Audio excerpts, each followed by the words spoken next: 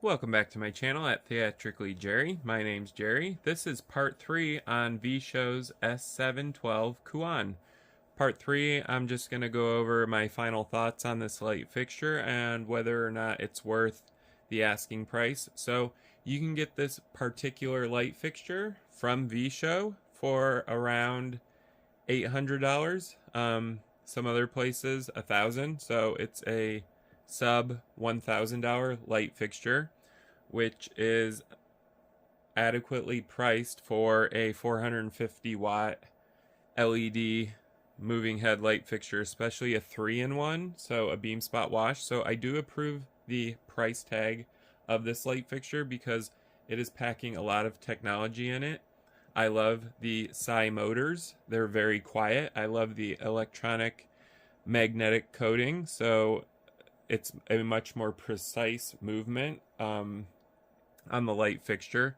I do love that it is a CMY as well as a color wheel, so you do have two different options for your color mixing.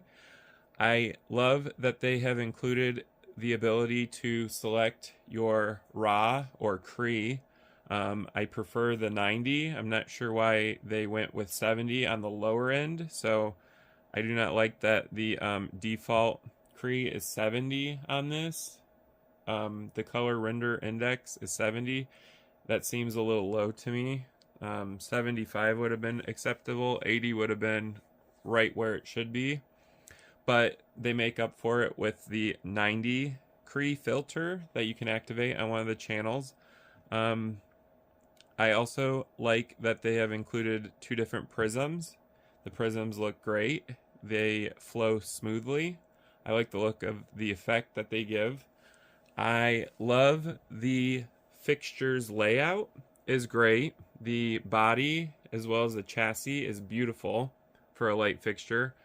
I love V-Show's custom in-house programming of their light fixtures as well as component selection. The quality control on these is great for a light fixture. And I also love their packaging. If you haven't already, you can check out my unboxing video on this light fixture. They package it very well. This front optics is very clean. I love when the glass arrives and it's clean and it's not dirty from fingerprints. This is a rather large optic, so it looks gorgeous on this light fixture. And the transmittance of light through it is excellent. I do like that it is a 20,000 hour life expectancy on the LED light engine. That's always a plus. A couple of things I do not like about this light fixture, because I do have to give you the pros and cons, unfortunately, but a lot of people like when I do that. Cons, I do not like the buttons here. So these buttons are iffy. Sometimes they work well and sometimes they don't, and they're kind of hard to navigate through the menu system here. I'm not sure why the right button is back and the left button is forwards. I feel like they got those mixed up.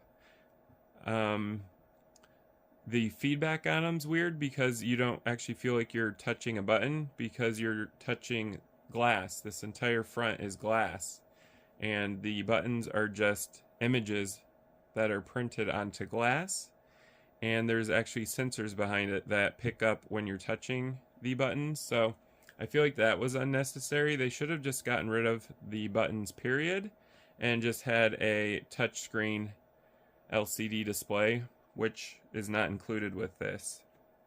So I don't care for the navigation of this.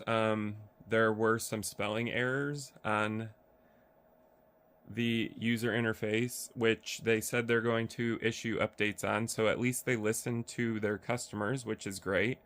I do have a guy that I write from V-Show. His name's V-Show Jack. He's one of the managers for V-Show. He's very responsive. You can get a hold of him on WhatsApp and he will answer any questions or problems you have. So I did point out that there were a couple spelling mistakes on here. I do like how quiet the fans are, considering there's probably over 8 fans total in this. It's a very quiet light fixture. So they did a great job with sound on this light fixture. It's perfect for a theater, like I stated. These light fixtures are actually going up in one of the theaters I'm working at. They're going to go into use very soon. I like to use them as effects lights on stage, but they're so versatile because they're a 3-in-1. I love the 3-in-1. I would have liked to seen a framing on this, but framing is for more expensive light fixtures, so they had to do without framing to get the pricing just right. I also like the quick lock C-clamps that they include. I like that they fold up underneath the body here, and you don't have to worry about finding them because they're constantly attached to the light fixture. They're not necessarily new, but they are starting to be produced and put on a lot of newer light fixtures. Saves a lot of time and headache trying to find your clamps to clamp your light fixture to your truss. So I do like that as well. The 16-bit linear dimming is superior on this. I'm not sure how they achieve that because it's really hard to dim LED lights, but they have achieved it, and they give you several options for dimming curves. I love that about this light fixture. One other thing I didn't care for about this light fixture is the locks. They only have a lock for the tilt, and they didn't include one for the pan. I would have preferred a pan and tilt lock. I do like to lock my light fixtures when I'm moving them so they're not moving around. This one locks great on the tilt, but on the pan it is just wobbling all over when you're carrying it. I wish they would have included a lock for that as well. There's nothing else that I can see on this light fixture that is a con to me. The fixture is built very well. I like the PA6 nylon that they use. It's nicer looking than ABS molds, so they did a great job with that. The layout on the back was also great.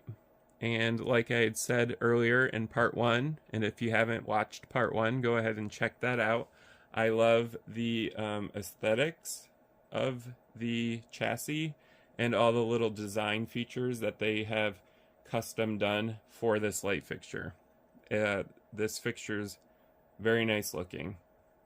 Now, with that being said, that is going to conclude part 3 of the S712 Kuan by V-Show.